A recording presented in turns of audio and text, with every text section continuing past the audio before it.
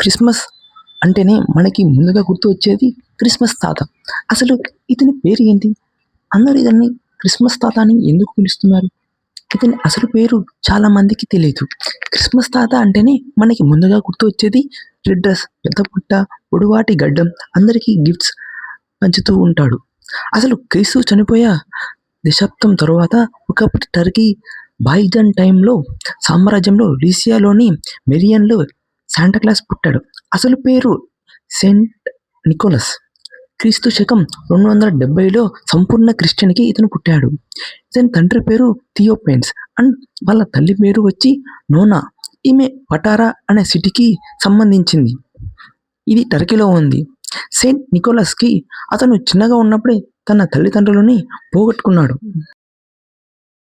అతనికి దైవం ఎక్కువగా ఉండడం వలన 19 ఏళ్ళకే సన్యాసం తీసుకొని ఫాదర్ అయ్యాడు.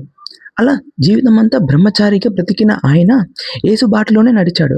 క్రీస్తు శకం 342 డిసెంబర్ 6న సెయింట్ నికోలస్ చనిపోయారు.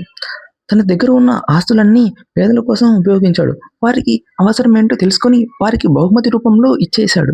పగలు వాడలో తిరుగుతూ పేదల కష్టాలు తెలుసుకుంటూ ఉన్నాడు. రాత్రి సమయంలో ఎవరికి తెలియకుండా బంగారు నాణాలతో చిన్న సంచితో మూట కట్టి ఇంటింటికి దానం చేసేవాడు. అతనికి పిల్లలంటే ఎంతో ప్రేమ, ఇష్టం. వారికి తిను పదార్థాలు ఇచ్చేవాడు. ఇలా ఎవరికి తెలియకుండా దానం చేసేవాడు. అలా శాంటాకు తెలియకుండానే మంచి పేరు, గొప్పవాడు అయ్యాడు. ఆయన చనిపోయిన డిసెంబర్ 6న ఫీస్ట్ డేగా సెలబ్రేట్ చేస్తున్నారు. అలా ఆ సందడి క్రిస్మస్ రోజు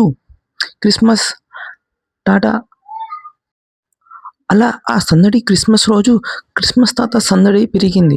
ఆయన ప్రాధాన్యత తగ్గకుండా అతని వేషాలు, గెటప్లు ఎక్కువగా వేసేవారు. కాలం పెరిగి కొద్దీ శాంటా నికోలస్ని ప్రజలు మర్చిపోయారు. ఆ తర్వాత 1920లో కోకాకోలా వల్ల మళ్ళీ చాలా పాపులర్ అయ్యాడు.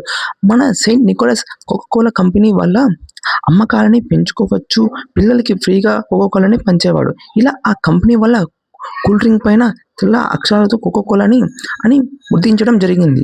అలాగే వారు రానున్న రోజుల్లో సెయింట్ నికోలస్ బొమ్మని తయారు చేశారు. దానికి ఎర్ర దుస్తులు వేసి తెల్లగడ్డం పెట్టి ప్రచారం చేశారు.